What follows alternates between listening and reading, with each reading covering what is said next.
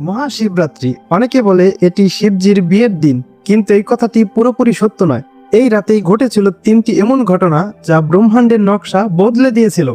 এখন আমরা সেই তিনটি ঘটনা সম্পর্কেই জানব। প্রথম ঘটনাটি হলো অগ্নিস্তম্ভ। একবার ব্রহ্মা এবং বিষ্ণুর মধ্যে যুদ্ধ বেঁধে গেল। দুজনে লড়ছিলেন যে আমি মহান, না আমি তোমার চেয়ে বেশি মহান।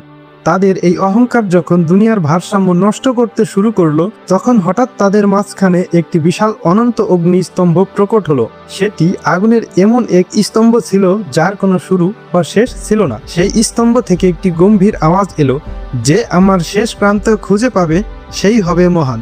ব্রহ্মাজি হাঁস হয়ে উপরে উড়ে গেলেন আর বিষ্ণুজি বরাহ অবতার হয়ে নিচে গেলেন। হাজার বছর কেটে গেল, বিষ্ণুজি কোনো শেষ খুঁজে পেলেন না এবং নিজের হার মেনে নিলেন। কিন্তু ব্রহ্মাজি ফিরে এসে মিথ্যা বললেন যে তিনি শেষ খুঁজে পেয়েছেন। ঠিক সেই মুহূর্তে সেই আগুন থেকে কাল ভৈরব প্রকট হলেন এবং শাস্তি স্বরূপ ব্রহ্মার সেই মাথাটি কেটে দিলেন যা দিয়ে তিনি মিথ্যা বলেছিলেন। ব্রহ্মাজির অহংকার ভেঙে গেল। যেহেতু শিবজি আগুনের রূপে এসেছিলেন, তিনি খুব তপ্ত ছিলেন।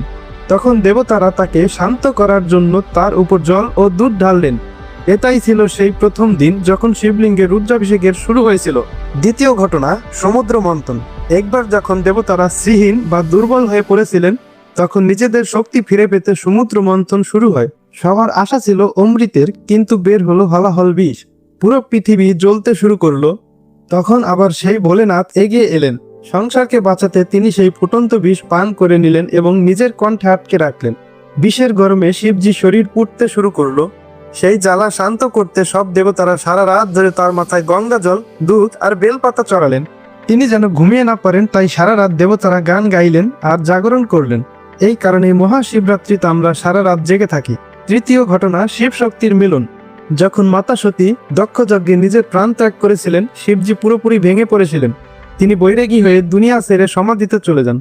তখন মাতা সতী আবার পার্বতী রূপে জন্ম নিলেন। তিনি হাজার বছর কঠোর তপস্যা করলেন শুধু নিজের শিবকে ফিরে পাওয়ার জন্য। এই শিবরাত্রির রাতেই সেই বৈরাগী আবার বর সাজলেন এবং শিব শক্তির মিলন হলো। কমেন্টে সকলে বলুন হর হর মহাদেব।